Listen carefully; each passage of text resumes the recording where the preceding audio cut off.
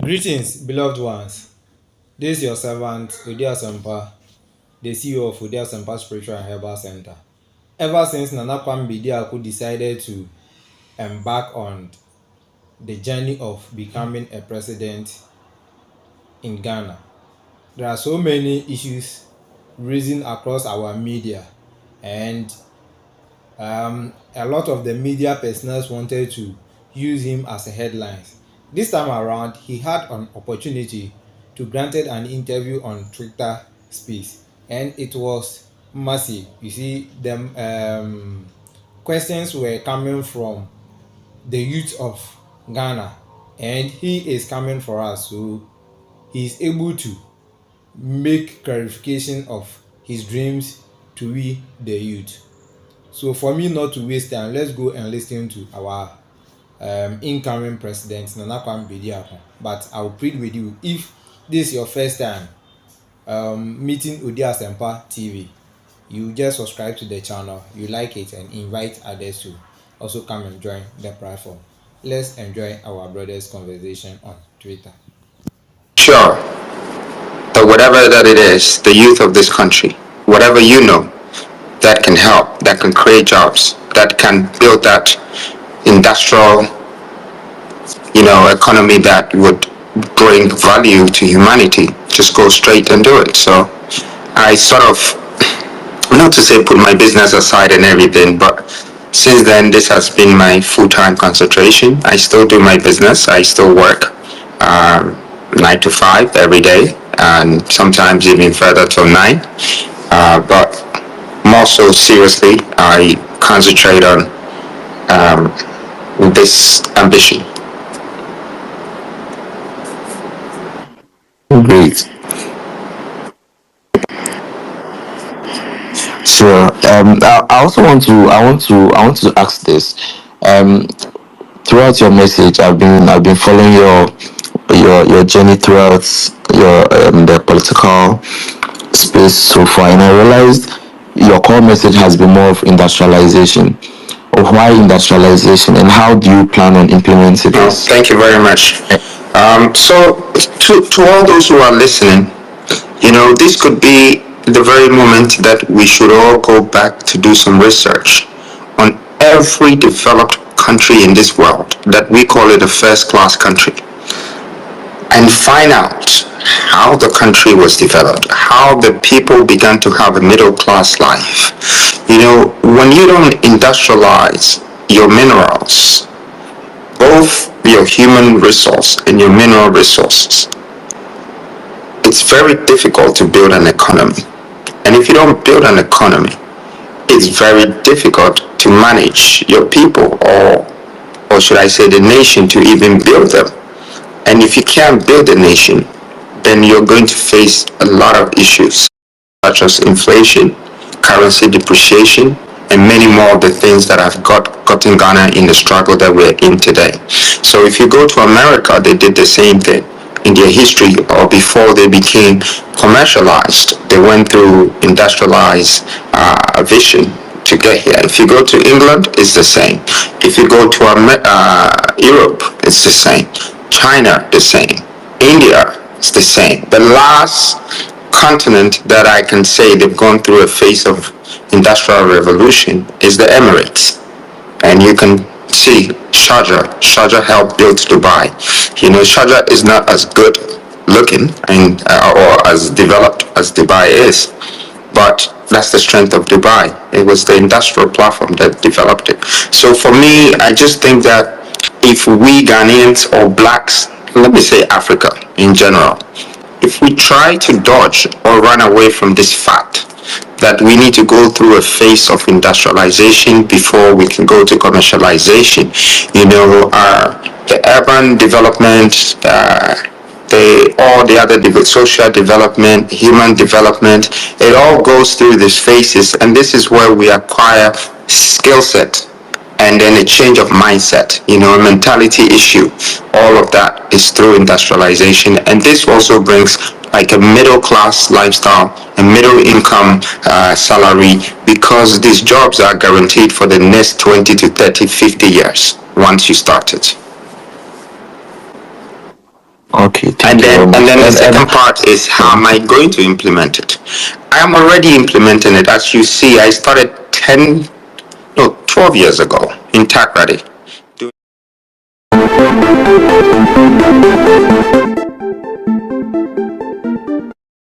How to acquire a land, the sort of challenges that you go through just become an owner of a land. And for me, I had to put 65 different families, 11 subdivisional chiefs, one chief, and then the overall commission of land to be able to acquire this parcel, which is 2,000 acres. And it took me 3.5 years. These are some of the things that I believe that the youth of this country should also understand, that if we're going to go into development, which is investment and development, this is the sort of degree that we have to acquire in life. I mean, the best university in life is life. And these are the things that we have to learn when we come to the real world after our education. Practically, these are the things that we have to do. And so I went through that phase, and then I started something called basic infrastructure, and then crop compensation to pay the crops on the land. And then after, I went into EPA, and then I went into things like permit for construction. And then I started doing the basic infrastructure for gutters, ICT. So it's a long process, and it's a whole lot of commitment, and I had to go through that. I'm sure that people in Africa are beginning to realize that if we don't have these industrial platforms, we will never be able to create the right value for our people. I had this vision, early, before I even turned 30, and revolution will spark and kick off very well in Africa. thank you very much. I want to ask you this. Personally, looking at our current state as a nation, I think we are retrogressing as a nation. Do you believe it's corruption or incompetence, or but what do you really think is the main problem? Because if you look at our resources, we are really blessed as a nation. So why are we in this state as a country? Well, once a machine starts to break down, it could be one fault. But then if you don't fix that fault and forced to use the machine, then it can develop another fault and more fault and more fault, and finally it will break down. For you to fix it, you have to overhaul it. I think Ghana is going through that phase now. So there's been corruption, there's been so many other things.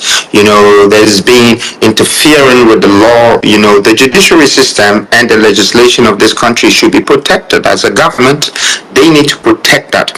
And then the parliament, which is supposed to be the executive arm that supports this nation, these things cannot be touched, neither by politicians or by workers or by directors of these companies.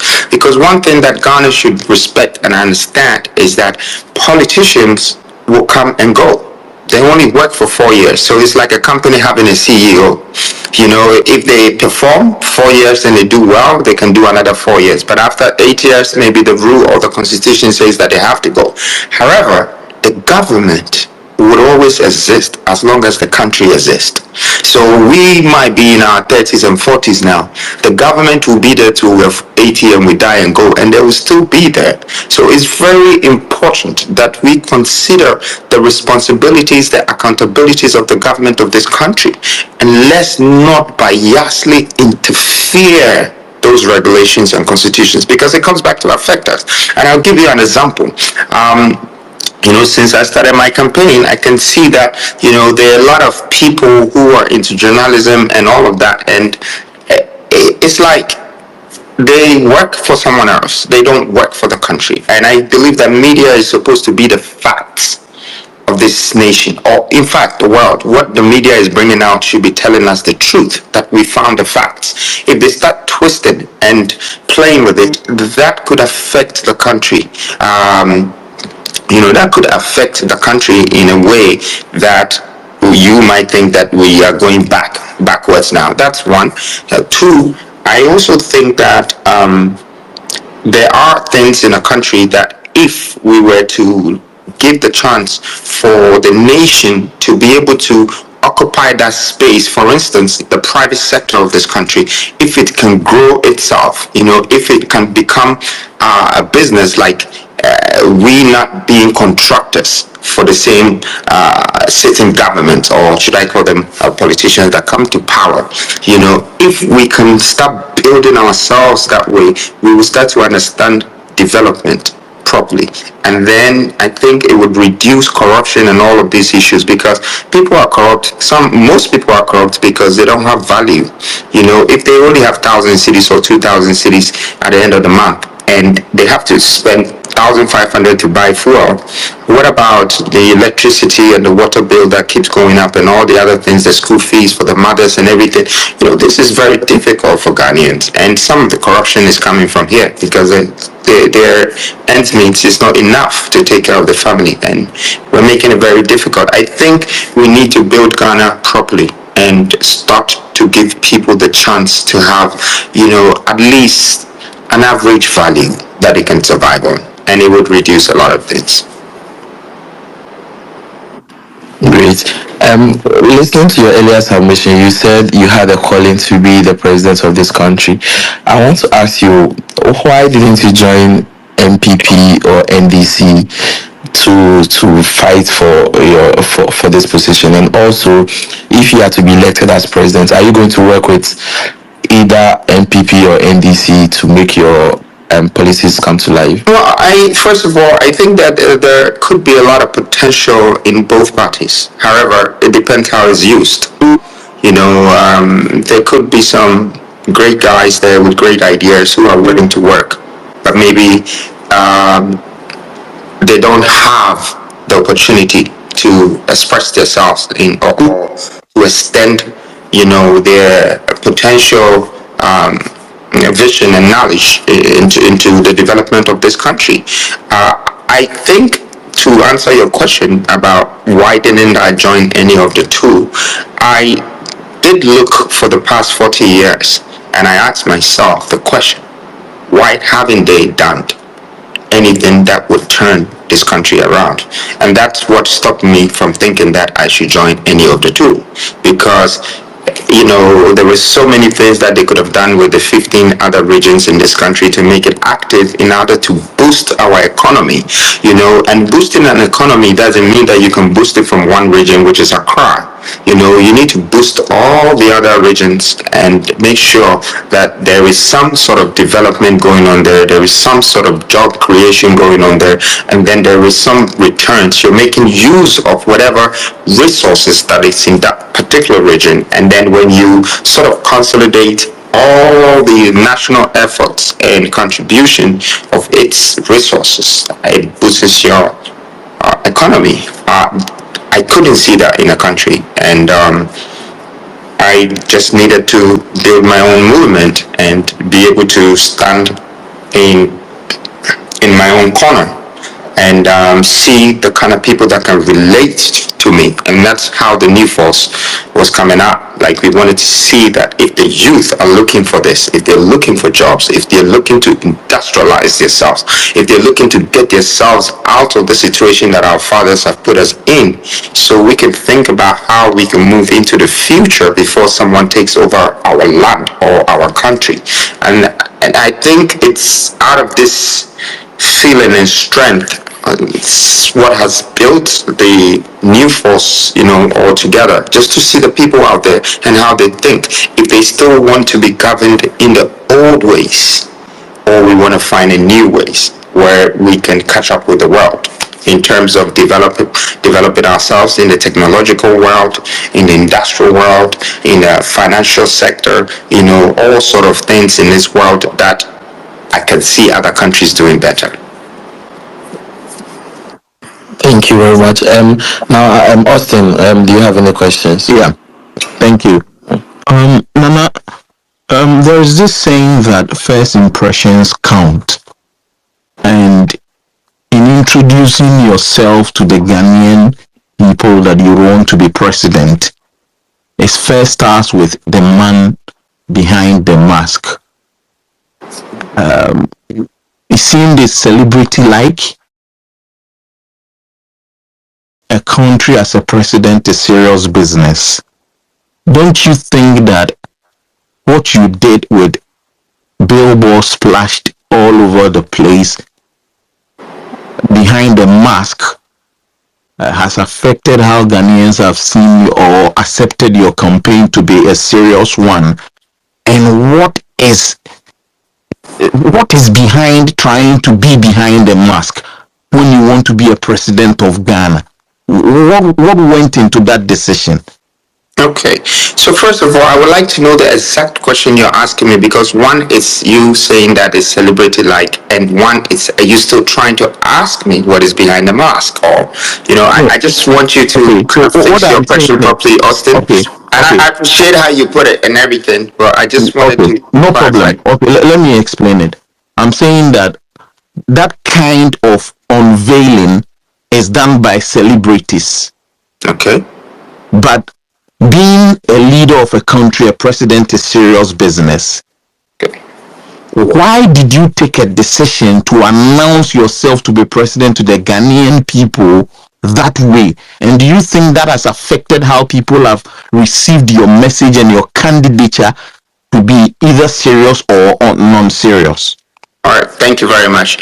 So first of all, I think, talking about seriousness, there are a lot of people who are leaders in this country and are not very serious. Not serious in many ways, but people don't talk about that. I needed you to find out about me quicker than you can think of, and if you look back, the mask has only been out for 5 months. That is also the reason why we're on this platform talking right now. It might look like celebrity, it might sound childish, but when you go back to history, you're going to find out that our forefathers, our great-great-grandfathers and mothers had a mask on. We had something covering our face, by painting our faces, and through that, you read the signs there, so you can understand what culture does this person belong to. What family are they coming from? What is their history? I was not only sending a message to Ghanaians, I was also sending a message to the Western world.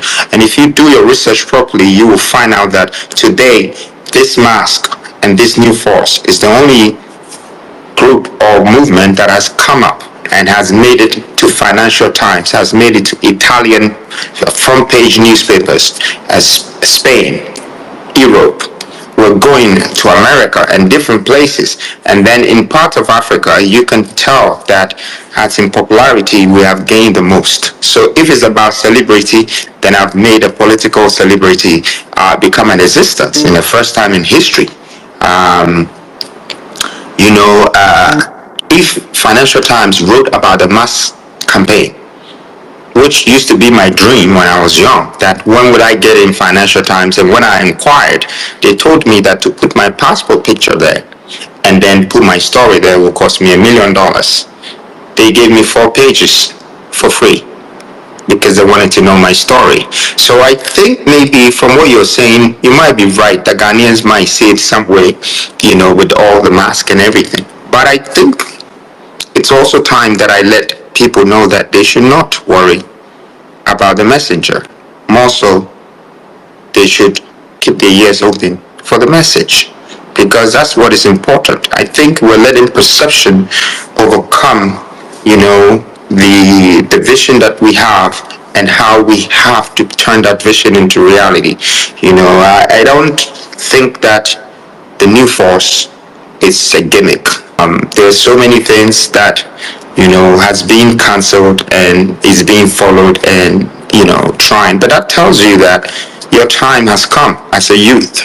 There is now people paying attention to the youth, and I want everybody that is listening to me to understand this, that this country, we are making history together, because after this moment there are going to be a lot of youth who are younger than me that will come up with similar platforms, similar movements, and we're going to go together, be strong together, and change the narrative of our political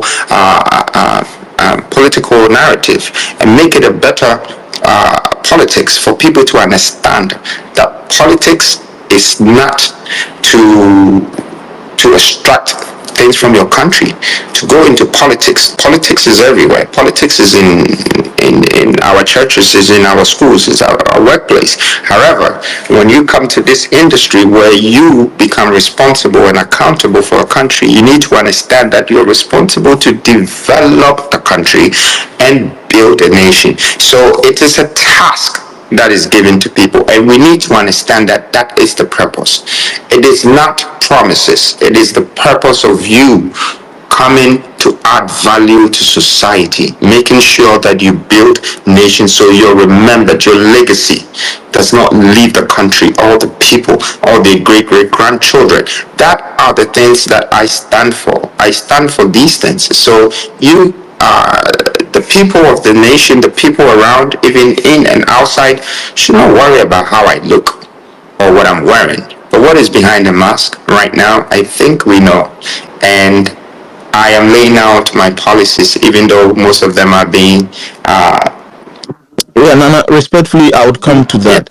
But in a follow-up question to how you have answered, I think that everybody in this space would appreciate that your response is about you being in the Financial Times. It's about a dream for you. It's about the marketing. I did mention that is the new. You have drawn I did mention a correlation between the mask thing and the marketing strategy and your presidential ambition and how Ghanaians should see it as a serious one. It's all about what you wanted to achieve, being in the Financial Times, because you see, anybody can do anything that would put them in the Financial Times.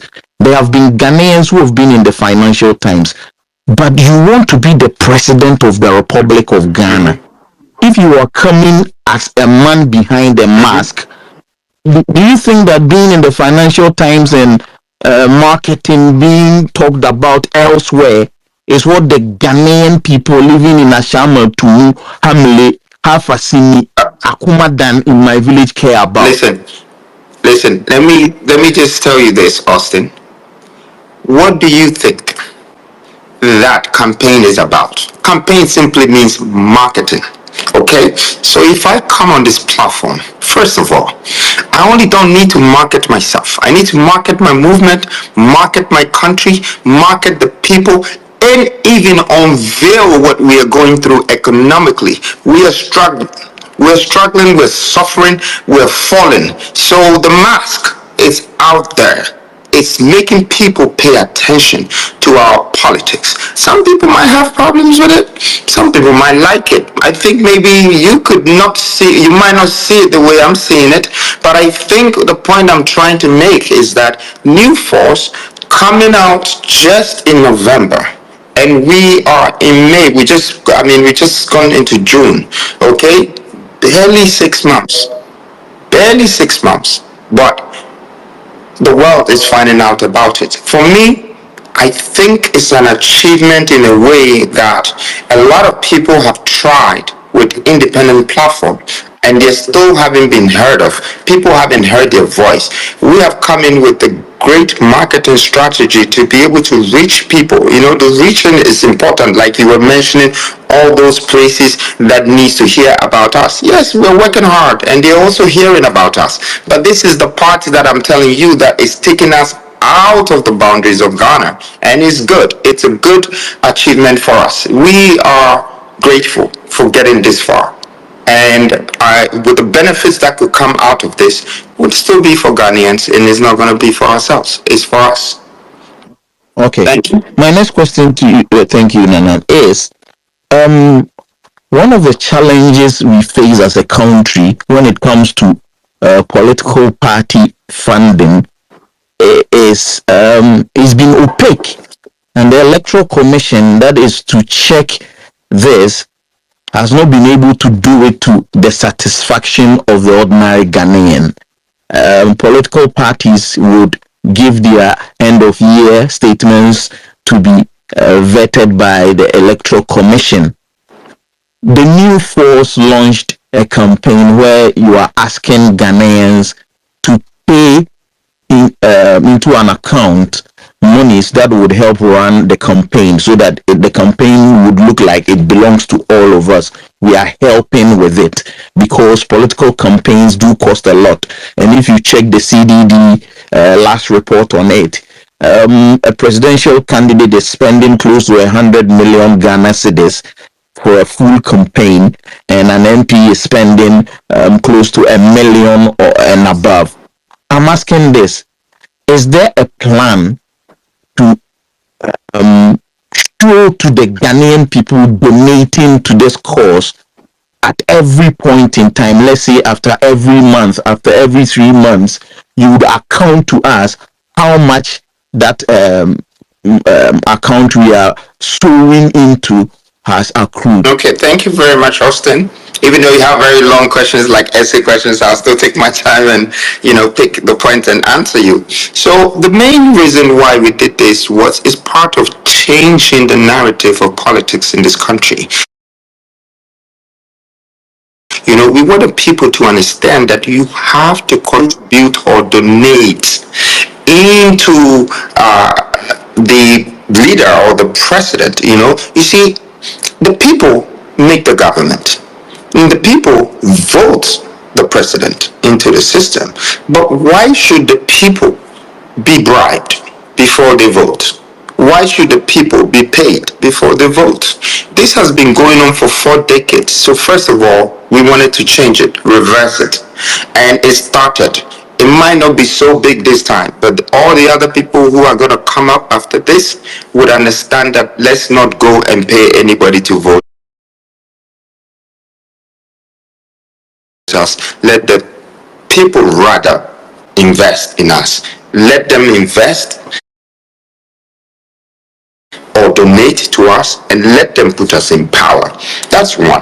The second thing, it's accountability and responsibility. We, the New Force, believe that if the nation, we're going to rule the nation or lead the nation or govern the nation or whatever that we have to do, we have to start practicing what we're preaching, and that is accountability and responsibility.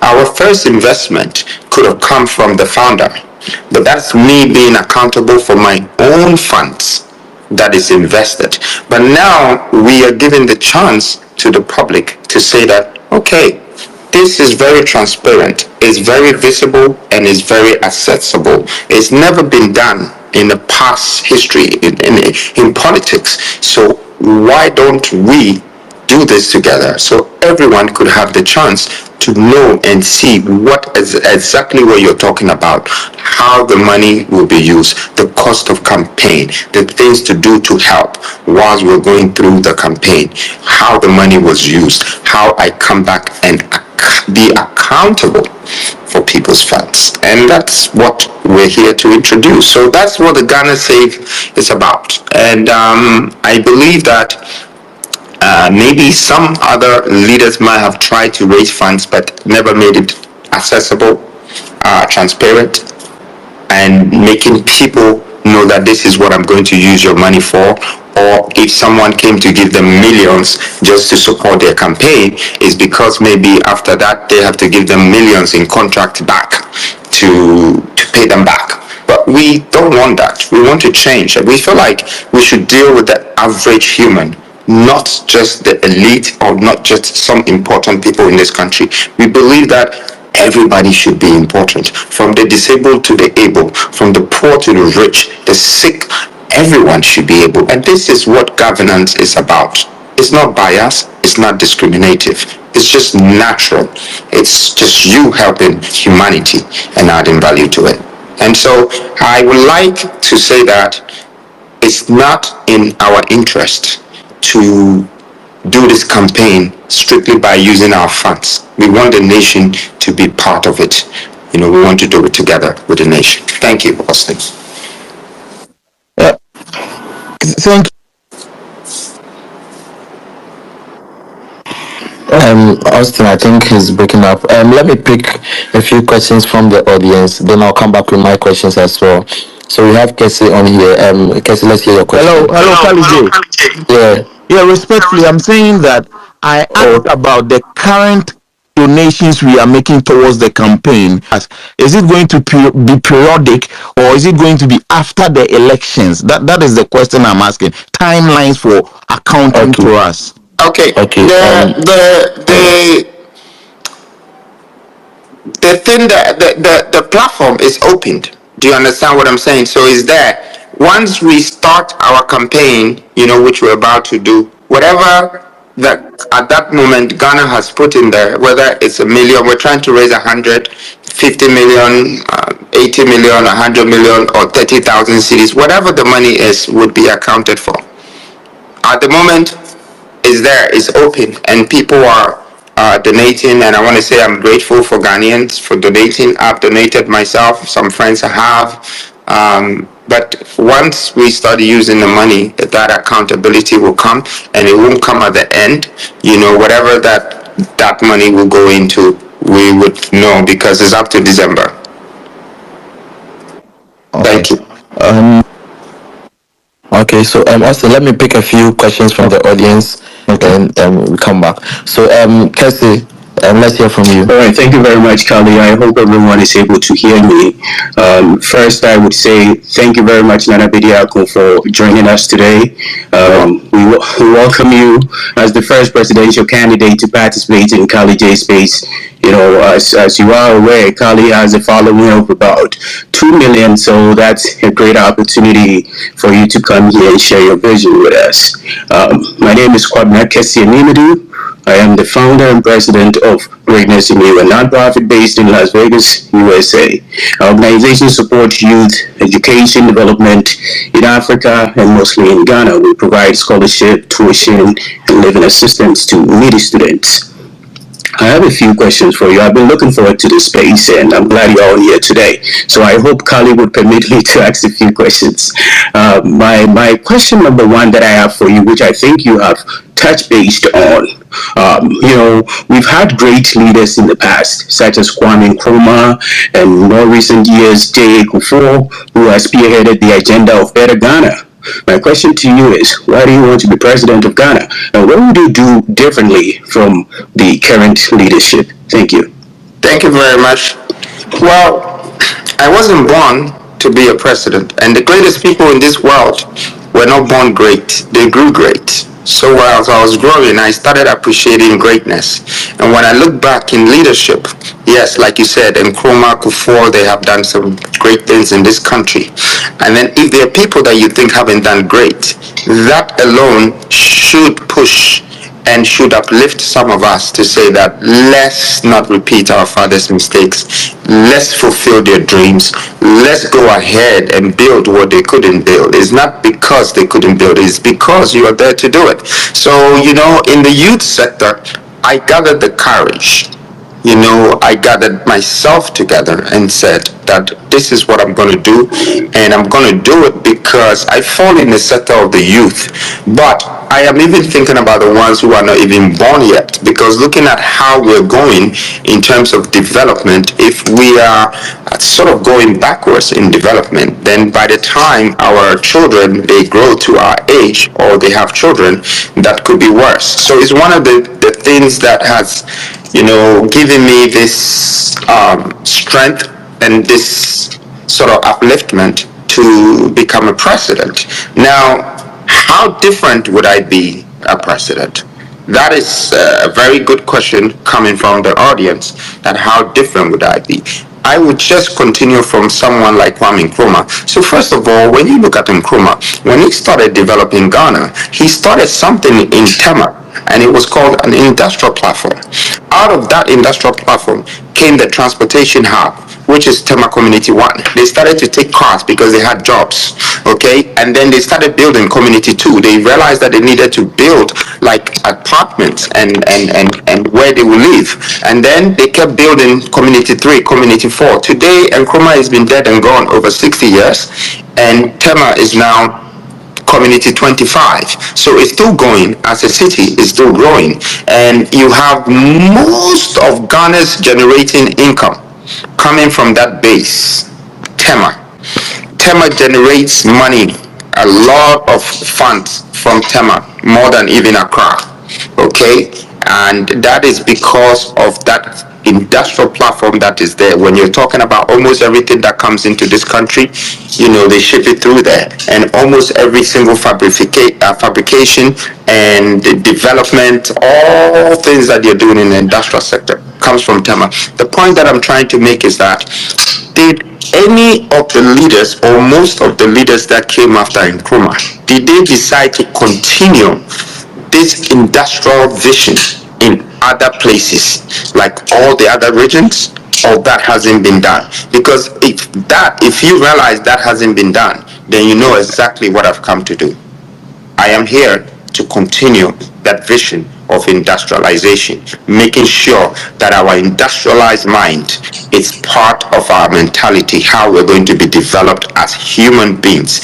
And that is going to cut one big thing, which is the biggest issue of this country: importation. The government might like importation because every time you're hit with a tax when you bring any goods into this country, and the government will make money. But you have to remember that the people that they're paying the taxes are also going to extract whatever funds and go back and give it to whoever they bought the machine or bought the food or bought the product or bought the cars from. Okay, so this is something that we should think about. How do we cut importation and now start to have the power of exportation? Remember, when we start to export from our country, we would also be extracting people's economy into our country, and that makes us powerful. So this is how I intend to be a president, with this sort of governance, young, fresh blood that is ready to industrialize, to develop, to build. And as you can already see, that if you look at my track record now, what I do, my forte is investment and development sector perspective or level. I want to go into the bigger space, which is the government, and I can definitely let Ghanaians understand that I'm not saying this as a promise. It's a purpose. It's probably the experience I've gained in the past 22 years of my life. I want to continue. I want to share this knowledge. I want to share this experience. I want the youth to remember this, that you don't have to let anybody tell you that you have to be 60 before you become a leader or a president, or to own your own business. You don't have to go through 7 different steps before you can fulfill your vision or your dream or who you want to become. And as much as we want to become who we are thinking to be, we should go with that guts, we should go with that courage, we should have that focus and make sure we reach there on time. Because what is most important in life is not life, is the time you have in life and how you use it. So there's some people who are waiting, thinking that their time is gonna come. Please, our time is now. Your time is now. And just jump on the train. Let's all go. I believe that industrialization is going to change Ghana, and not only Ghana, all the African countries will adapt to it, because since Kwame Nkrumah gave us the first independence, everybody followed it. Freedom, Jacob Caesar, Nana Kwame Bediako. I am coming to continue and introduce the industrialization on a platform where we will create the biggest international commercial relationships with the world. And this is the beginning of a spark of a revolution in terms of industrialization. Thank you. Okay. Thank you very much. I'm picking the next question from Yabinewa. Okay, thank you, Kali, for the opportunity to ask my question. So, Nana Kwame Bediako, I just want to know, you've spoken a lot about industrialization, and most of you here will agree with me that this is one of the ideas that this current government sold to us. And currently, the country is in a serious mess. There's a lot of fixing that we need.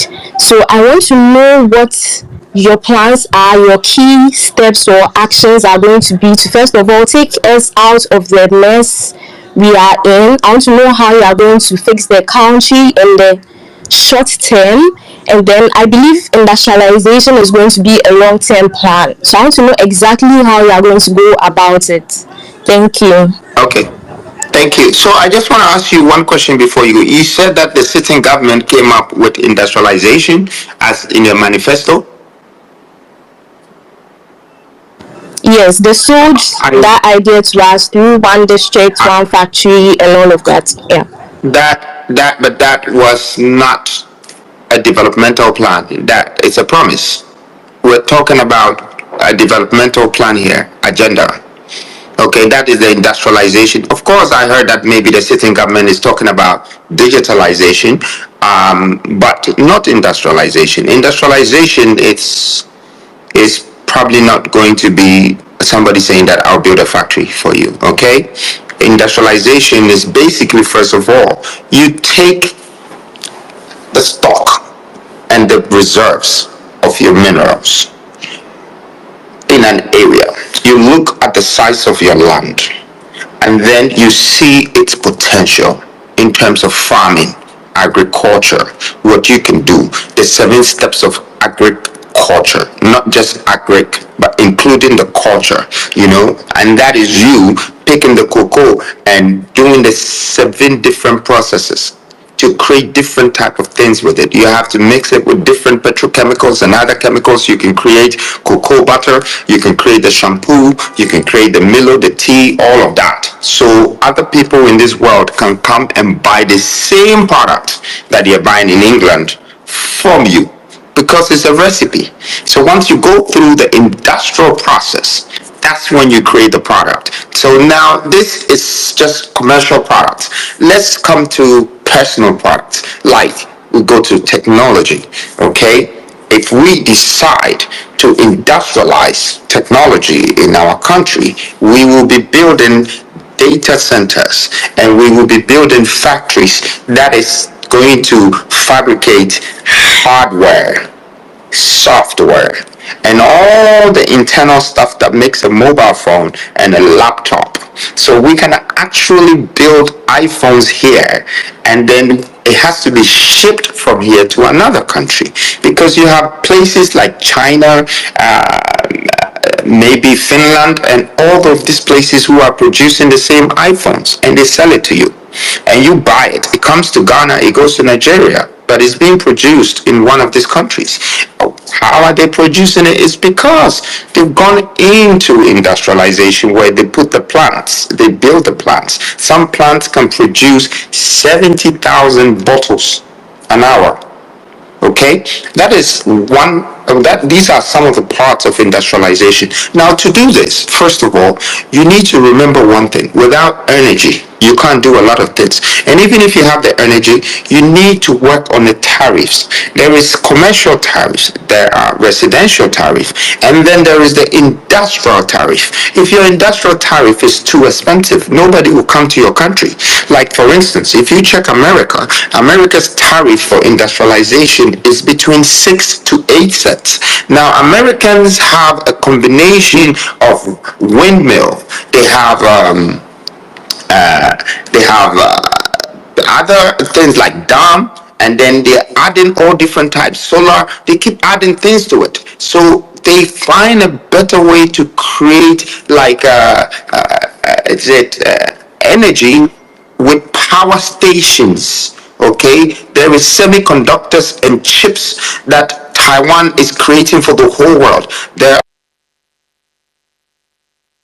just that for the whole world, but they need the energy to be able to produce these things in millions, and they need the plants, and this is where the jobs come from. This is where the average person is paid. So if I say to you that I am going to build a factory, and I don't know what the sources are, the resources that are going to go in there, and how it will be manufactured, and who and what are the demands for it, then it's probably just a promise. I think that the process of doing this is what we need to go through. That industrialization phase I'm talking about, this is what it is. If we decide tomorrow to build, let's say, a methanol plant in Ghana, we need to say that what is the cost of a methanol plant?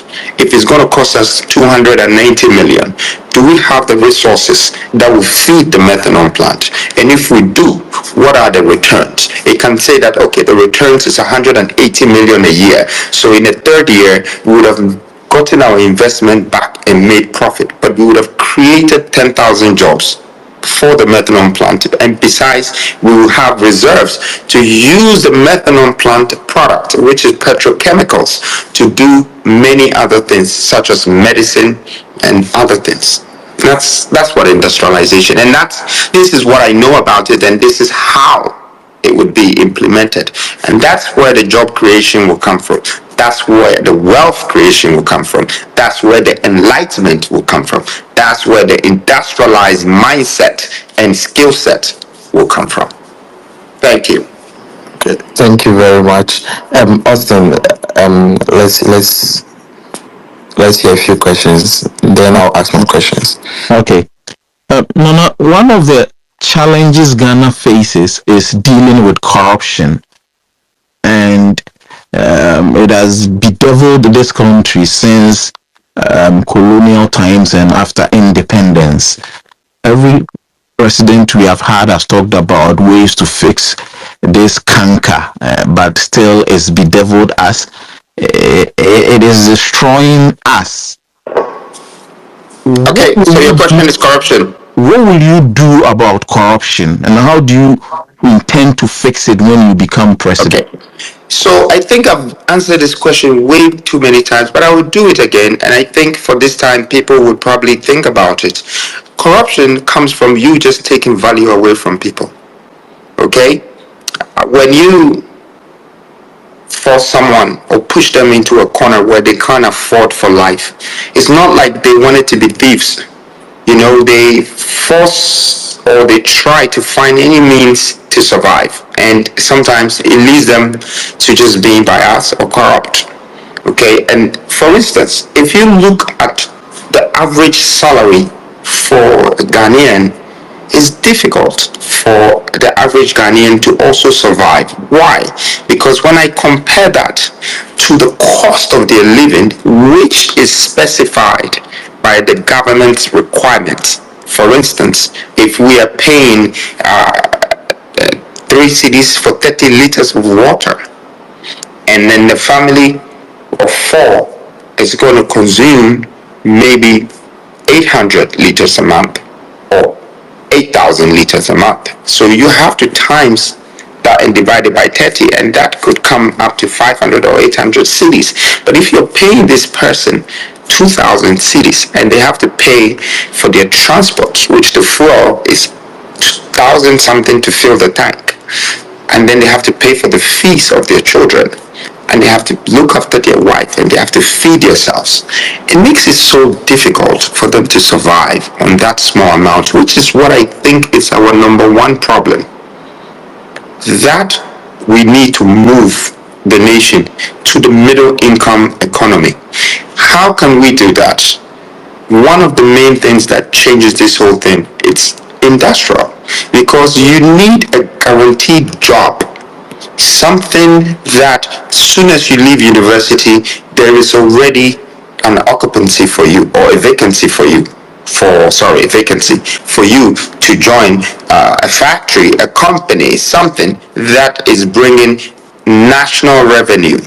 Okay, but we don't have most of that. So most of our people are either government workers who would have just the basic salary, or people are working in shops, or some multinational that have come to build their company in Ghana, MTN, Zenith Bank, this, that, everything is outside, and they give you the same minimum wage. I'm sure by the time our children would also grow and go to these schools and go to England and America and come back, they will come back and they will join one of these companies, and they'll still give you that minimum salary, because we're missing this industrial power in the middle. We need to do it. We need to build it. We need to continue from where Nkrumah left off, because that's what is going to take us to the average salary that we need, not the minimum salary that we're struggling. So these are some of the things that will stop corruption. Two, I think that if the corruption is starting from the top of the country, if the governmental institutions or some political leaders are corrupt, it affects the next in command, and the next in command, and the next, and the next, and the next, and it triggers down. So we as a country also, it's time we get our minds right, our mindset right, how we want to develop our people, how we want to develop our country.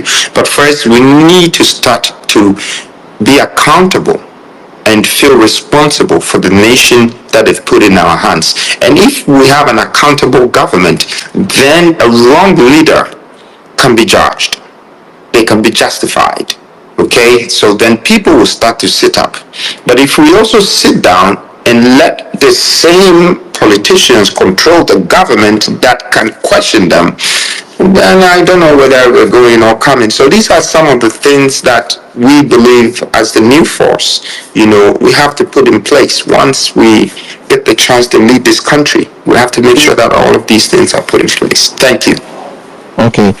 A follow up to that, Nana, respectfully, when you check the CDD and other recognized bodies, Ghana Integrity Initiative, their Corruption Perception Index, you have individual corruption perception way below the ladder. It has to do with institutional, like the judiciary, the executive, the police, and all that. I am asking you, the Attorney General, which you will be appointing, because that is the only ministerial position in the Constitution, is the only person who can prosecute someone for criminal offenses. What will you do with the office of the Attorney General and Minister of Justice? Because there's been conversation of decoupling it, because the Attorney General will find it difficult prosecuting a fellow cabinet minister or a member of Nana Kwame Bediako's government. What is your view on that? That is, I think I've already answered you with that the government should not be interfered with. These are institutions that will forever exist in the country. As long as we're living, we have to remember that we will be governed by these institutions, and whatever constitutions that is embedded in our system needs to be respected, because that is what will protect the human rights and the citizenship rights of this country.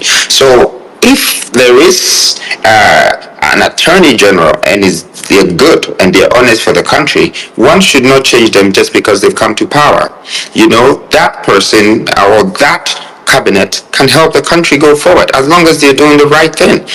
I think that the twist of making sure that every politician comes and change everything around the system, that's one thing that we are now having to bear the consequences for that. I don't think that's what they're practicing in other parts of the world, that they practice democracy. You can't just come and move everyone and place everyone there because of your own interest. And that's what answers the question that you're asking, that they'll find it hard to persecute someone because they've been put there for a reason. I don't believe in that. I think that even at some point, if there are some good MPP or NDC members that would join New Force because they believe in the vision, yes, they're more than welcome. And I don't think that everything should be about a party. It should be about the country. It should be about the nation. It should be about the people. Once we start to have this mentality, I think we're going to have clear conscience to understand what governance is, and that's the sort of leadership that we should look for as a country, and also in the black society. Okay, my last question before Kali moves to another. Ghana has gone through economic crisis in the last 3 years. We've gone for an IMF program. We've done a domestic debt exchange program, and we are doing the external one. If you check our trajectory, the domestic debt exchange program, a lot of the payments will be happening when you become president from 2025. There will be budget constraints. We are even failing to deal with budget deficits annually. Mm-hmm. you would want to create jobs as you are talking about the Industrial Revolution. You would want to pay people well. How are you going to fund all of these things? Because the Ghanaians are also complaining about the myriad of taxes that have been imposed on us since COVID times, and we are also suffering. What ways, in genuine ways, will you map up to be able to shore up our revenue when you become president, looking at the challenges we will be facing when you are president come 2025? So first of all, I think that, we need to accept that anyone that is going to lead this country up from this very moment is going to inherit the biggest debt. Okay? So you shouldn't run away from that, and that shouldn't scare you. What you should be thinking is that, how can I pay my debt off, and how can I cancel some of this contract and cancel some of this bad debts, so we can be debt free.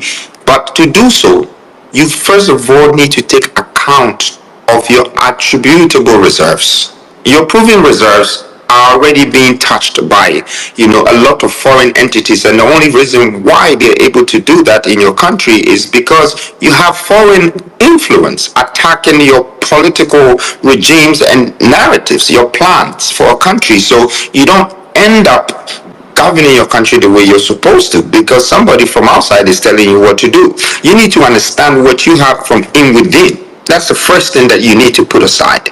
And see, when you inherit a company that is broke but has potential, has properties, you will see that some of the properties could be worth millions, but it wasn't being managed right. So you need to put all of those things together and see how you can create this wealth in within first, not go out. Everybody that becomes a leader is following the same strategy, going out there to financial institutions and saying, yes, we need help because we owe money. Give us money so we can build our country. You can't borrow money to build your country. I'm sorry, Austin. Okay, you use the resources in your country to build your country. In fact, you extract other resources from outside if it may need to be so, just to boost your production. Your production is what quantifies your economy. Okay, your economy is based on the revenue that circulates in your system, not the revenue that is taken out of your system. If it's going to grow, it grows that way. So personally, I think that Ghana really needs a CEO and not a politician. Ghana needs someone that understands business and how to create jobs and how to create wealth. That's the thing that we're running away from. We think that politicians are experienced because they have been politicking for how many years and running around and doing campaigns and all of that. No, we need to face reality. We need to understand that, look, we need to build our businesses. But if banks are being cancelled but it's not being replaced, and then the money that circulated around these same banks and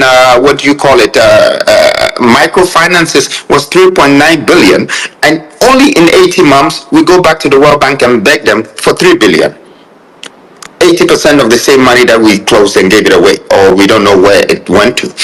All of these decisions are not so important to me that we closing what we have than we rebuilding what we have. That is the belief that I am coming into this country with. That is the sort of experience, that is the sort of hope that I want people to understand, that look, bring back the factories, bring back all of that, create the jobs, start getting the money, start taking money from the Western world as well, but let them buy it in a semi-price. Okay, let them buy things like we go and buy things from them and come and sell it in our country. Let them not extract the raw material that has not been processed 7 times. Okay, let's have the power of exportation. And I'll tell you what, when my policy comes out, Ghana is going to find out that just our attributable reserves is in trillions. I am going to reveal all of this to Ghanaians, and I'm sure a lot of people are waiting for my intelligence, but I'm going to bring it, because when I just keep saying everything on radio, before I know, people are campaigning with it. Okay, and those people are supposed to be the very experienced so-called whatever that is supposed to rule the country or lead the country or build the country. You see, it's very, very important that we accept that we're already in debt.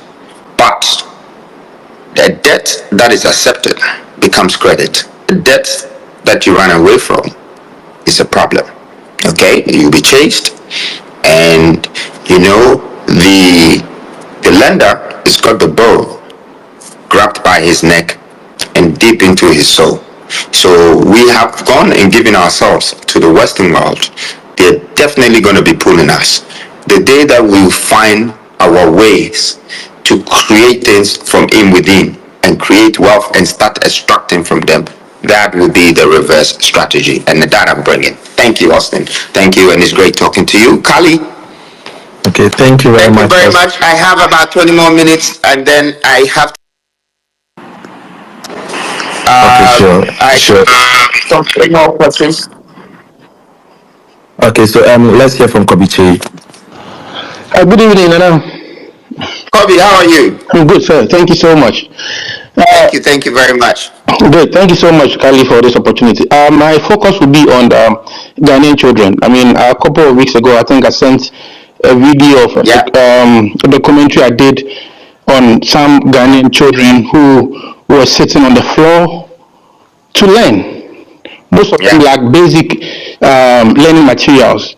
And my question is, we often say that the future of every country is the children. Yes. What is your plan for Ghanaian children? Because guess what? Students still don't have tables and chairs to sit on to learn. What's your plan for the Ghanaian child? Thank you. Thank you very much, Kobe. Myself, I feel for the biggest problem we have as a country is that we don't have a budget to do anything. 1. 2, we don't have city planning schemes, how we're building the cities, okay, to make sure that, you know, if there is factories here, jobs here, there is clinic, there is hospital, and there's education. Okay, it's very scattered. Like, people in the villages are trying to educate themselves, they're trying hard, but there isn't any governmental supporting system in place. And all of these things, it's budgetary. Is national budgetary. So if you see that when we talk about the 16th industrial revolution, we have captured this issue that you're talking about, Kobe. It's very important to us. But you see, if you go and build a school in one of these villages because we think that they don't have a place to sit, you build a school. But if you just build a school or a hospital, in less than 2 years, the whole thing will run down because you need an integration system to support it. That is the jobs. That is the jobs. So there is no circulation of any revenue. So and I've been doing philanthropical work for a long time. But when it comes to Africa, when you give, they're only sitting down waiting for you to come and give again because there is no way out. There's not a system. There is nothing. And that's why we want to make sure that every region is being developed. But before the region gets developed, again, I'm repeating myself that you need to get the stock, okay, the reserves of that space, and then you start to go into its potential developmental assets.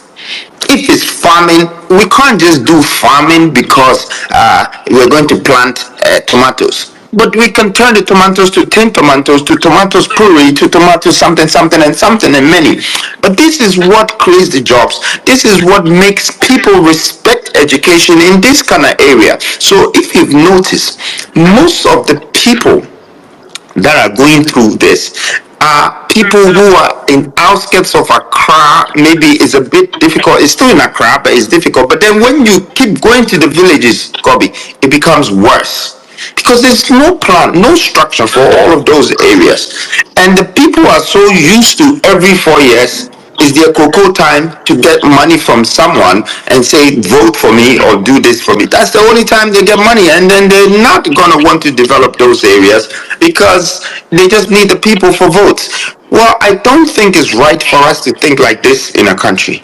And if we want to go forward and help all of these children, let's start to put the structures in place. There's so many talented Ghanaians, people who are going out there and not coming back home.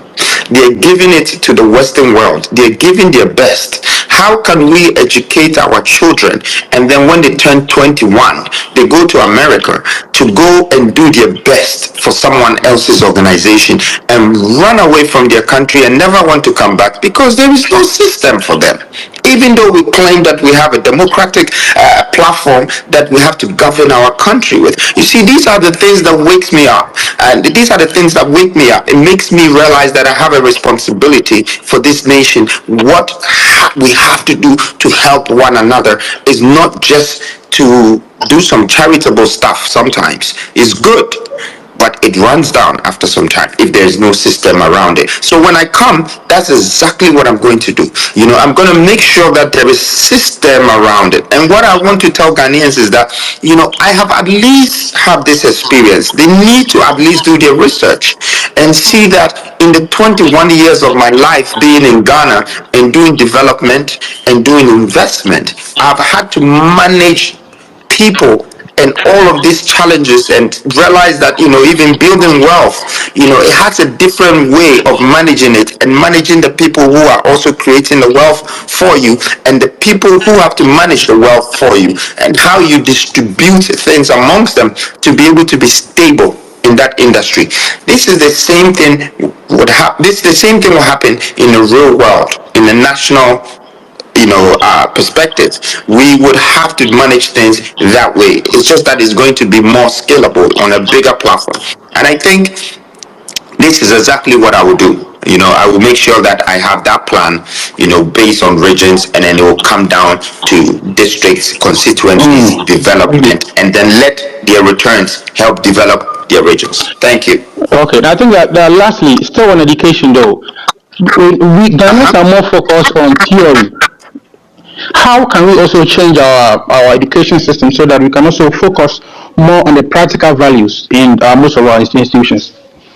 I think I've started that already in my campaign, and I'm saying that, okay? But a lot of people might think that I don't support education. No, let me use this moment to correct that. I support education. However, a good education is when you understand what is around your surrounding and when you learn the things that is in your world, not the things in someone else's world, because you might not be needed there, okay? So that's the kind of education that will bring the practicality that you're talking about. We don't need to do the chew and pour anymore. We need practical education. We need to find out that the value of gold is what stabilizes our currency. So one day our president doesn't go or think that it's best to use the gold to buy dollar or to exchange gold for dollar, when the gold itself is what holds the dollar. That is what stabilizes currency. So if you learn about your gold, you grow up to become a potential entrepreneur or industrialist. If you learn about your cocoa seed, you would become an industrialist, a farmer, or something. This education is important. That if Ghanaians start to make sure that our people are being educated this way, we will grow up differently. When you go to the Chinese culture, they train their children about stability, they train their children about industrialization, they train them about, all different things. And guess what? They train them in Mandarin. Like, that's the language they speak, that's what they learn with, because they know that as long as they're in Asia, that's the language that they're going to speak, and that's how they need to understand themselves. So they grow up with confidence, they grow up with hope, they grow up with belief. When you come to Africa, it's very different. And I agree with you, we need to change this curriculum. We need to adjust it, we need to make it more suitable for our culture, and I think we will get better results after that. Okay, Hans, let's hear Hans. Yes, Austin, can you hear me? Yeah, and respectfully to Hans and Nana, all those who be asking questions, we need to do it in like 30 seconds and short answers so that we can get as many people, because Nana has about, I think, 10 minutes more. Hans, let's hear you. Right, Austin, thank you very much. Now, I watched an interview with you and Omar Sanda where the question about education came up, and I must say that I agree with your position on that. Education must not be the measure of your ability to lead a country, but what you cannot discount, however, is experience, and I'm talking about political experience here. Now, you point to your experience and successes as a businessman. But the fact also is that the principles of running a business that employs maybe 30,000 people will not be enough to manage 30 million plus people who exist in a space that is woefully underdeveloped with its attendant, tribal, political and religious underpinnings. Yes. There are the local and international constitutional hurdles that you are going to have to deal with in the developmental agendas that you want to undertake. There is also the part about maneuvering the geopolitical space, because Ghana doesn't exist on a different planet. You are going to have to deal with global superpowers in a bid to see through even your industrialization agenda. All of these things require political experience. The fact is that you don't have those political experiences. How do you respond to that? Okay, thank you very much. I think that experience is the foundation of wisdom, and everybody needs to understand that you learn from experiences. Okay, so the reason why the politicians are supposed to do what they're supposed to do is because they have a cabinet around them. They have a ministerial cabinet around them. They have a parliamentary platform around them. All of these people are already institutions that are organized. They're there to support, you politicians. It's not a government, it's a position. You're part of a government. You come and then you play your role and go. So whatever experience that you're supposed to have, I think that you need to the political world. There is no such thing as a political experience that you go and get it from somewhere before you enter politics. The only thing that gives you the political experience that you're talking about is because you've been around politicians for a year, 2 or 3 or 4. And then now you know ministers, you know the parliament, and you know this and you know that, and you know the basic national law. That is the experience. And anyone that gets into a real world learns from the real world. Just like how you might have left education and started your business, now you understand business. If you started cleaning business, you understand cleaning very well. You know all the chemicals. You know what to do with the business. If you started as a political worker, as your internship, you probably, from Ministry of Trade, maybe down, about industrialization, you will know about things. So for me to have come up that this is what I want to do, it means I am ready to, first of all, learn. Secondly, I am ready to work with people that also understand the field. So I'm not saying that I'm the very wise one or the very smart one to do this alone. I can't do it alone. I need to do it with people who also understand, this field. And I need to add what I have to theirs. And we need to move together and make that change, because there are people who have the experience that have been in this for 40 years. Some have been in there for 30 years, 20 years, and they still haven't been able to do it any different. It's just the same. In fact, it's going backwards. So I just believe that, not to say that I'm going to use my business accumens to govern this country, but I believe that is going to be part of it. That experience is going to be part of what I know. And I'm yet to find out more about the political world and add it to that. And then the third one about you talking about international platforms that I have to deal with and everything. Look, my policy is simple. I think that the biggest tragedy that befalls on African politics is foreign influence. I just want to change the power of foreign influence simply and make it international commercial relationship. I don't want any backdoor discussions as foreign influence. We don't want any people coming in blue suits and white shirts and red ties, and then they come and enter our offices, and before you know, they say a concession of maybe lithium or gold that is worth 30 or 80 billion, which can pay our whole debt that we have as a nation, is being sold to China or America. We just want international commercial. Whatever Americans want to say, they're welcome to say it. England wants to say they're welcome, but they have to buy from us. They have to buy oil from us, but they can buy also refined oil from us. Okay, so we don't have to go and buy a refined oil from them after they took the crude from us.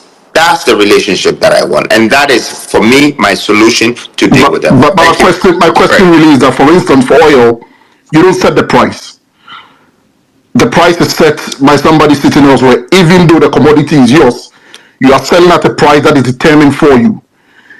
You know, in trade, there are various treaties that Ghana has signed on to that put, certain bigger hurdles in your way.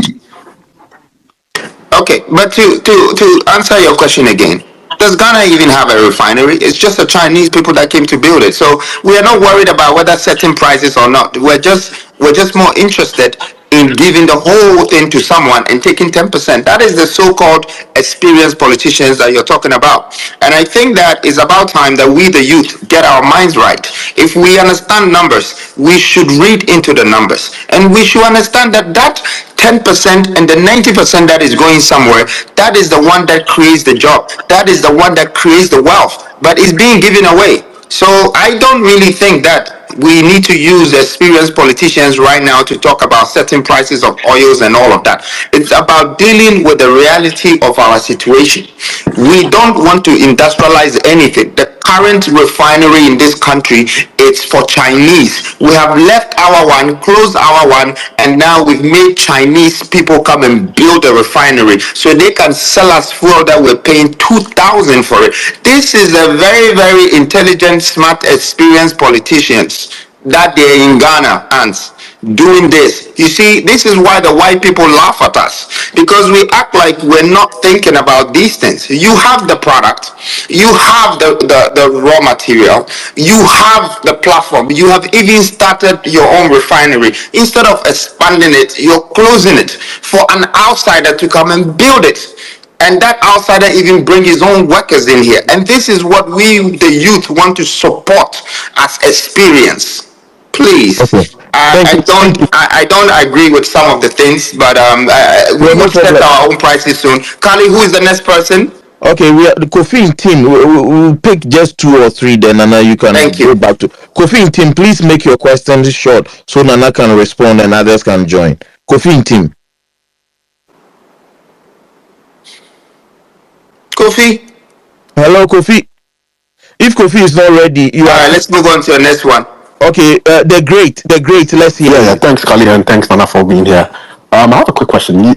I want to know, do you have an idea of who your running mate is going to be, and also who your cabinet members are going to be? Yes, I do. I do have an idea at least who my running mates could be. I have a few in mind, but I still want to look. I could choose anyone from any of the regions. It doesn't necessarily have to be a fully educated, enlightened person from Accra who is already in the political industry. But I feel like if someone has great mind in development and wants to change either their region and more regions that were more aligned, that person could be chosen. As for the cabinet, I can't really be ready that I've picked all the members for cabinet and everything. I think that, sometimes in life you wait to get to a stage and things fall in place itself. So there are some people that I have listed, but I also think that there are some people that will come up straight away, when things fall in place or when we get to the top. Thank you. Okay, Anyete Ganyobi, you be our last but one, and we'll have a lady who would end for us. Anyete Ganyobi, Goddess. Please be quick. Is it Goddess? Is Goddess trying to ask?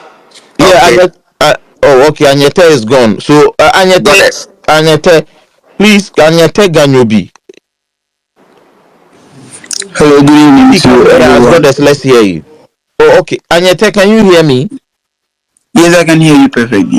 Goddess.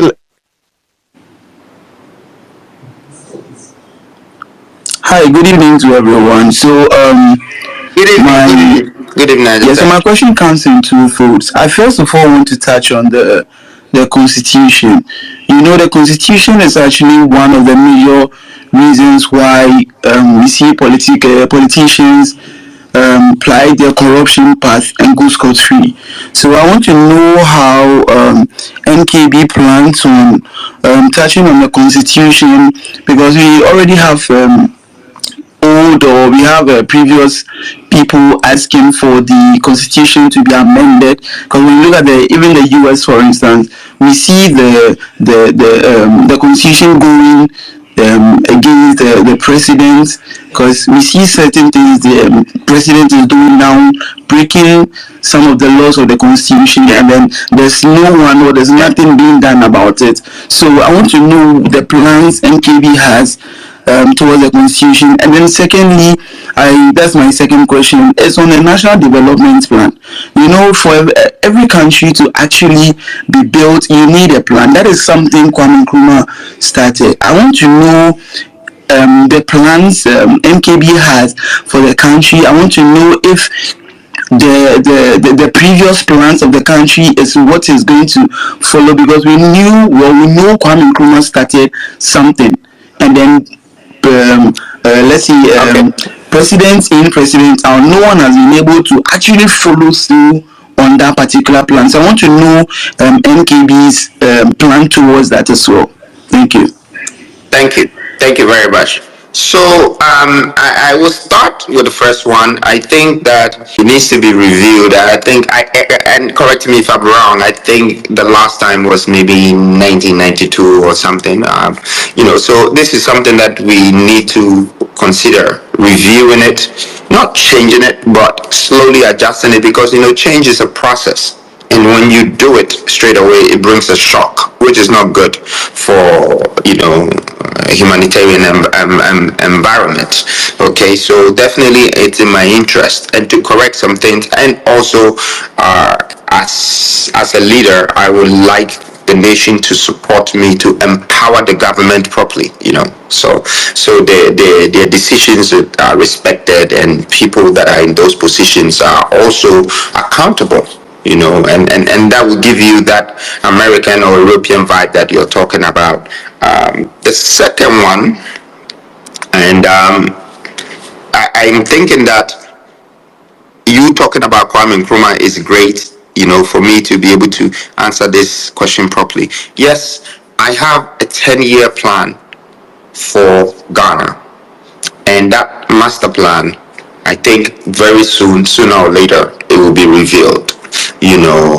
And how it's going to change Ghana and transform Ghana and make us become the hub of the continent. Okay, now why is it 10 years? It's because if Ghanaians like the first 4 years, that change that will bring, that creation of wealth, that job creation, that happiness, that economic boost and economic prosperity that will bring a great balance in the national governance, then I must say that even if it was 4 years that I started, somebody needs to continue the other 4, and somebody needs to finish it on the 10th year plan. And I think this is what we need to do. We should not let anybody lie to us that, we have a developmental agenda and it's 2070 or 2060. The reason why I'm saying that is because, even in life, nobody plans till they're 70. You plan your 5 years, and then you exit your 10 years. Okay, I'm going to go to do my GCSEs, and then after you do your A-levels, and then you go to university, and then 5 years, and I'm going to do law, and then after law I'm going to get a job. Nobody plans for 70 years. You plan for the next 10 years as exiting, or the next 5 years as establishing something. So I have an exit plan that in 10 years, maybe this amount of jobs needs to be created, this amount of entrepreneurs, this amount of leaders, this amount of, new councillors, all of that, it's within the plan. And I think that's what Kwame Nkrumah started also. Every great leader should be a great planner.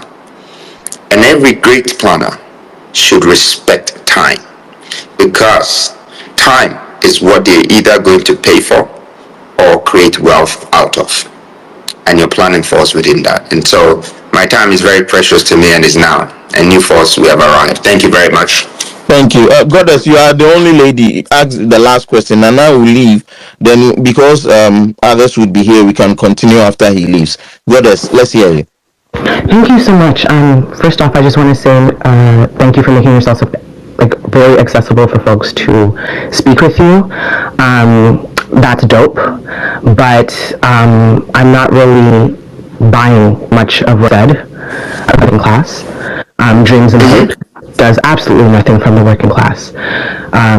I want a budget, and just as You're breaking, Goddess. You need your internet. You're breaking. Can you guys hear her? Yeah, I think she's breaking from my end too. Goddess, can you reposition yourself respectfully because you keep breaking up as you. Is it better now? Yes, Thank you. Thank you. It's probably my Wi-Fi. Okay, so I was saying. And you are panting. You are panting. Are you okay? Is everything okay with you? How about let's focus on my questions and how I'm sounding. I would really appreciate that. Thank you. So I was saying, Hopes and Dreams does absolutely nothing for the working class. Just as the person ahead of me spoke, a development plan is must needed for every person to have access to see what your plans look like. So with the development plan, can we see a budget, and how are you going to make it accessible for folks to look through each policy that you are going to try to implement, and so that Ghanaians can understand thoroughly what type of policies you want to integrate into the Ghanaian society to see if this is actually going to benefit the working class. So that's my question to you. Thank you. How are you going to make your budget and the development plan accessible with clear-cut policies for people to understand? Thank you. Thank you. Thank you very much. So first of all, a development plan can come in 10 years. Okay, there is something called feasibility for your plan. But you have to remember, whatever prices that is put on that feasibility changes almost every year or two, depending on the currency stabilization in your country, especially with Ghana having currency fluctuations. So you can't be guaranteed with a specific budget that will last you for 10 years. But to answer your question, I did say just before you asked the question that I already have a 10-year plan that would be released very soon to this my Ghana. I think I'm answering your question. If you can just I wanted to just confirm something. The development plan being 10 years makes absolutely no sense, as we're voting for you for 4. So no, but you didn't listen to me. If you would listen, please, and can you calm down and then just you ask the question. I'm very calm. But then let me answer. Okay, if you would let me answer. The development plan being within your 4-year term and the budget. Please hold on and let me moderate this. I think that what Nana is saying is you've asked the question, and he's setting the premise and laying the foundation so he can answer you properly. When he's done, then you can come in respectfully. So Nana, let's hear you. Okay, so as God, as you were saying that, if I'm going to be here for 4 years, then why do I plan for 10 years? Just as why I did the 10 years, because I think that as a country, when everybody comes to power in 4 years or 8 years, they don't follow the plan of the country. They follow their own plan as a politician. So they stop everything that was being done before and they start all over again. We need the new force. We don't want that. We want to be able to continue with the country's vision, agenda. If it's working, then why should we cancel it and start all over again? Just because I'm from this party or I'm from this party. Again, I'm trying to say that planning for a nation has nothing to do with a party's interest. It's got to do with the country's interest. So if we have a plan for a country for the next 10 years, it means that these plans could be how we want to build our railways based on what we have as reserves for our steel. That's one. How we want to build our water connections or water bodies for transportation is based on the rivers that is around and how we want to connect them and use them for irrigations. So all of these plans comes with a budget. That investment will not just be locally, it would also be international people that will become a part of this development. How to source those people and negotiate with them is important. Now, if you look at some of the greatest developments in Ghana, they were not done by us going to take loan from outside to build. They were based on negotiations, and one of them is the Volta Lake. The Volta Lake was negotiated by Kwame Nkrumah, and part of it was the minerals of this country, but he was giving them 50%, and the other 50% was supposed to be processed here. But part of that mineral was put into the structure of negotiating for the people that will build the lake, and that lake became one of the biggest man-made lake in the country. So this budgetary that you're talking about, there's so many things that you can negotiate with that could help us reach that. And there could be also IRR, where, or ARR, return of your investment, where other people might like, whether it's BOT, whatever that it is that we will negotiate. But it's the main thing is about us developing our country and building our nation. And if we have any plan that will make us better from what we are now, I don't think any word like "it doesn't make sense" should stop it from happening, because it might not make sense to someone, but it might benefit someone. Thank you. Thank you. And Nana, I would like to apologize for if anything came up that did not go. No, it's fine. It's fine. I mean, people are people, and sometimes you just need to understand that it's not everyone that would understand where you're coming from. But, the end always justify the means. Some people might not respect you in the beginning, but respect is earned, it's not claimed. Okay. So, however I earn it is fine. And Goddess, this is not an attack on your line of questioning, but I think that the choice of words does not come across as very right, because if a revered person like him, who is aspiring to the highest office in the land, answers a question, for you to have said that his response doesn't make sense, I think that it was wrong. It did not come out well. My thinking is you wanted to use a certain diction or words, choice of words, but then it doesn't make sense, just came out of the blue.